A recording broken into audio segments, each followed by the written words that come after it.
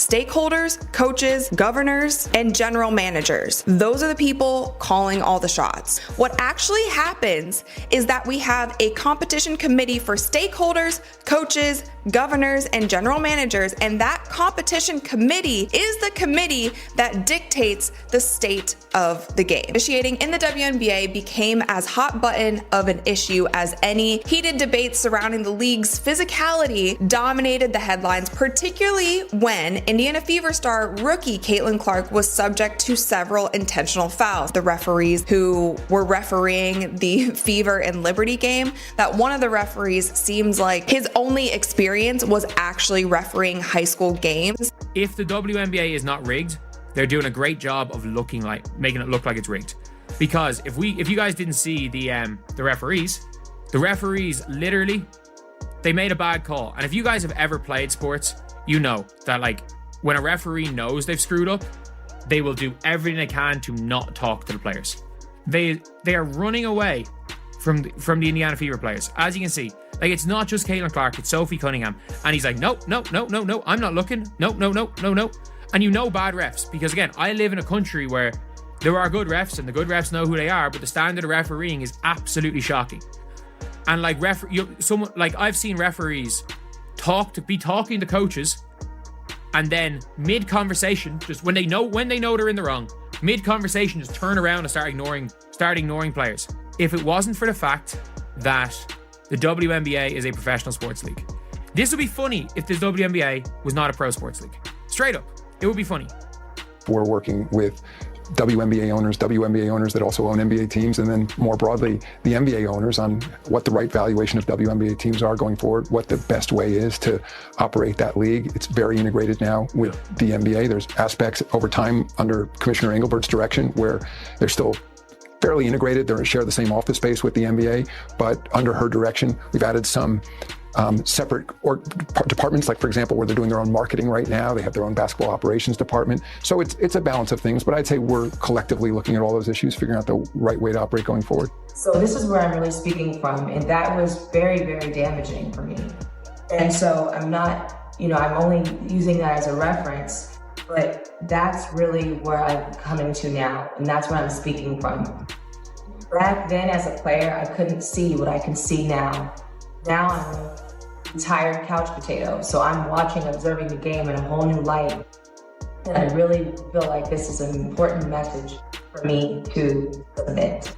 I just feel like I need to create this PSA before I continue with my commentary, which I will continue. In the NBA, I see how much the officiating controls everything. It's the most critical aspect of the game. It shouldn't be, but it is. It's the most absolute critical component of wins and losses determined in the NBA. And I wish now the same thing that I wished back then for myself, which was that there was a way to remove this bias from the officiating. I wish that it could be more fair. How can it be more fair? Kelsey Plum is pissed off. And she's pissed off because she's not getting the foul calls that she believes other players in the league are getting. And let's go to the tape. I want you to see this because I love it when an athlete gets to the point of righteous indignation. When an athlete says, I'm going to be fined and I realize that and I don't care. I got to get this off my chest. I'm ready to listen. And believe me, Kelsey Plum has some things to say. I understand this, but I drive more than anyone in the league. So to shoot 6 free throws is absurd. And I got scratches on my face, got scratches on my body, and these guards on the other team get these ticky-tack fouls, and I'm sick of it. I get fouled like that every possession. Ricky gets fouled like that in the post all the time, and they don't call it. 6 free throws. I'm playing 40 minutes, touching the paint almost every play is absurd. I'll get fined for that, and that's fine, but and I needed to make more shots late game, but they're fouling the out of me every single play. They're fouling the shit out of her on every single play. Scratches on my face, scratches on my body. The other team gets these ticky-tacky foul calls. She said she prays before the game. She's nice to the referees. What does this woman have to do? She's a former number 1 overall pick in the WNBA. She's a former 6th woman of the year. 3-time All-Star. Kelsey Plum, I don't know. Some people are reading in between the lines on this about her complaints about the officiating. Is there more to it? Is she trying to make a bigger statement about a league-wide problem? I don't know. What you're about to hear is not speculation. It's not rumor. It's not gossip. It's a bombshell dropped by NBA Commissioner Adam Silver himself. Minutes ago, Silver confirmed the existence of a secret list of WNBA referees allegedly paid off under WNBA Commissioner Cathy Engelbert's leadership. And the league? It may never recover from this.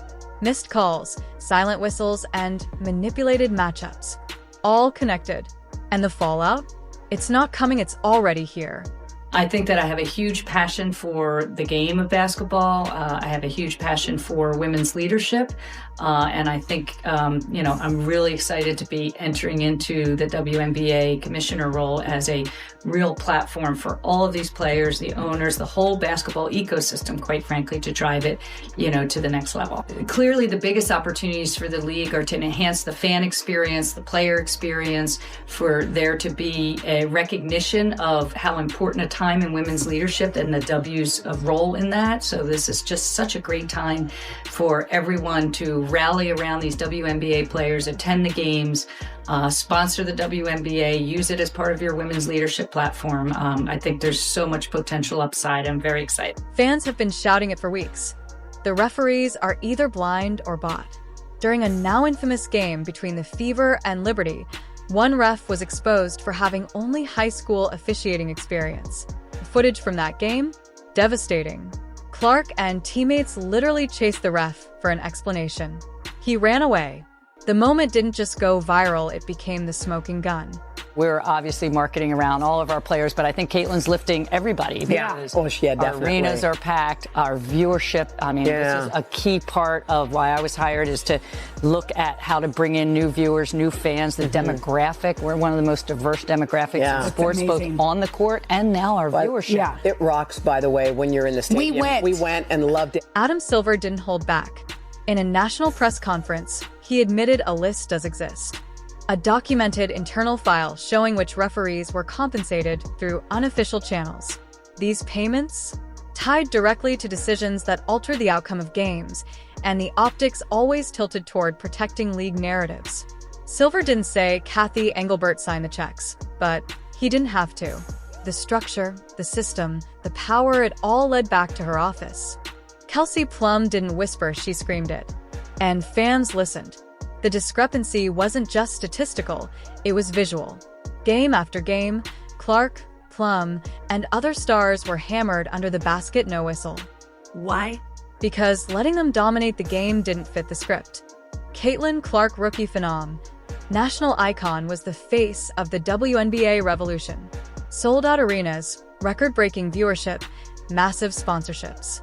But as fast as the league rose with her, the whispers began. She's getting treated differently.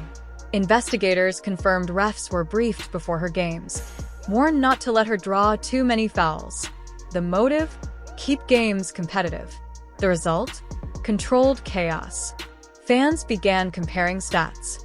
In games officiated by refs on the list, Clark's free throw numbers plummeted, while contact soared. These weren't just missed calls. They were strategic silences. The referees who followed these directives got rewarded more playoff games, better travel perks, bigger bonuses. Commissioner Cathy Engelbert, hailed as a transformational leader, now stands at the center of the WNBA's deepest scandal. She didn't make the calls, but insiders say her office orchestrated the tone. A culture that prioritized narratives over fairness. A league more concerned with balance than brilliance. And for Clark, brilliance became a problem. The moment Silver confirmed the list, sports media exploded. Stephen A. Smith, Pat McAfee, Jalen Rose, all calling for Engelbert's resignation. Hashtags like #RigWNBA and #JusticeForClark went viral overnight. Fans didn't just demand accountability. They wanted revolution. Under pressure, the WNBA suspended Engelbert on indefinite administrative leave. A committee of independent executives took over. Referee bonuses tied to outcomes? Suspended. New rules implemented. Full transparency promised. But is it too late? Trust has been broken. The WNBA now stands at a crossroads. Can it rebuild what was broken? Can it earn back the trust of its players, its fans, its future? The referee list was more than a scandal, it was a symptom. And unless the league rewrites its core values, no new policy, no press release, and no apology will be enough. The sports world was left in absolute disbelief when NBA Commissioner Adam Silver publicly exposed a confidential and deeply troubling revelation: a secret list of WNBA referees allegedly paid off under the leadership of WNBA Commissioner Cathy Engelbert. The revelation wasn't born from conspiracy or rumor. It came straight from one of the most respected voices in professional sports. Silver confirmed that the list had been internally maintained by league officials and detailed referees who received unofficial compensation packages, hidden as travel perks, discretionary bonuses, and performance incentives, not for the accuracy of their officiating, but for how well they aligned with the league's optics and narratives. In simpler terms, games weren't just being officiated, they were being manipulated. According to Silver, this structure was not accidental. It had been developed and implemented during Engelbert's administration, raising serious questions about the integrity of WNBA leadership and the very foundation of the game. Silver didn't say Engelbert personally handed out the envelopes, but the implication was clear. The system of rewarded bias came from the top. The scandal instantly reframed how fans, players, and media interpreted countless controversial moments across recent seasons, especially those involving breakout rookie Caitlin Clark, who had been the target of intense physical play and consistent non-calls.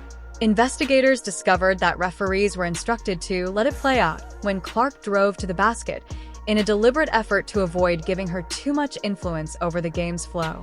The excuse? Keeping matchups competitive and preventing any one player from dominating the narrative, even if that player was the very reason ratings were soaring and arenas were selling out. The list, confirmed by Silver, became a symbol of how deep the corruption went. Not only were referees influenced before key games, but those who followed orders were rewarded with the highest profile matchups, playoff assignments, and elite travel accommodations. Meanwhile, players like Kelsey Plum and Sophie Cunningham began speaking out publicly, accusing officials of blatant bias, unequal treatment, and ignoring violent contact during games. Plum's emotional post-game rant, where she showed visible injuries and called the officiating absurd, now resonates differently in the wake of Silver's disclosure. What once looked like bad officiating now appears to be systematic sabotage. Engelbert's silence only intensified the backlash, with calls for her resignation growing louder across social media and within league circles. Under mounting pressure, she was eventually placed on administrative leave as third-party auditors launched a full investigation. Silver promised reforms: independent review boards, randomized referee assignments, and transparency measures aimed at restoring trust. But the damage was already done. Fans began tracking games officiated by refs on the list, noting drastic shifts in foul calls, free throw disparities, and suspicious outcomes. The revelation didn't just compromise the present. It cast a shadow over seasons past, including critical playoff runs and championship results. Caitlin Clark, in her quiet composure, simply stated, "I want to believe the game can fix itself," but many believe the league may never fully recover from the breach of integrity this scandal exposed. The WNBA, once on the rise with its most exciting rookie class in history, is now fighting for credibility. What was meant to be a season of transformation has instead become a reckoning, with Engelbert at the center of what may go down as one of the most damaging sports corruption scandals in American history. Ask ChatGPT.